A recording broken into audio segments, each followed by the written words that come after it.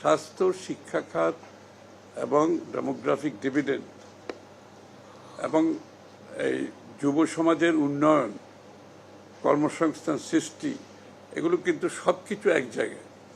এবং এই জায়গায় যে বাজেট না দিলে, তাহলে আপনি যে আমরা ইউনিভার্সাল হেলথ কেয়ার যে কথাটা বলছি, প্রাথমিক স্বাস্থ্যসেবার কথা বলছি, তার সাথে আরও অন্যান্য স্বাস্থ্যসেবার কথাগুলো বলছি, এগুলো বাস্তবায়ন করতে গেলে তো আপনাকে বাজেট দিতে হবে, তাই না?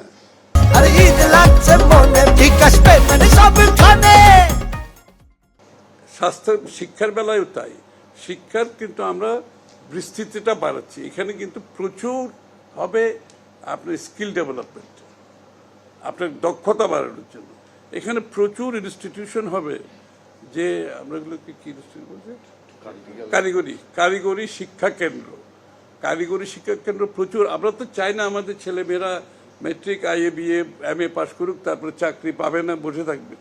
আমরা চাই এদের একটা বড় অংশ যে কারিগরি শিক্ষার দিকে এগিয়ে যাবে, এবং সেইখানে আমাদের একটা বড় বিনিয়োগ হবে।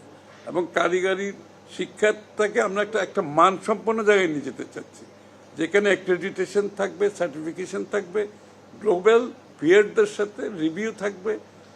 আপনার এই সব মিলিয়ে যে শিক্ষা ব্যবস্থা আমরা করতে যাচ্ছি, ইনশাআল্লাহ এরা দেশের ভিতরে ডিমান্ড মিট করবে, দেশের বাইরে তারা ডিমান্ড মিট করবে। এখানে তো বিনিয়োগ করতে হবে, এবং বিনিয়োগের আমরা কোন খাতে কত বিনিয়োগ করবো, এটা রিটার্ন কি, এখান থেকে কত কর্মসংস্থান হবে, এগুলো তো আমরা হিসাব করেছি। হিসাব করে বিনিয়োগ করতে হবে।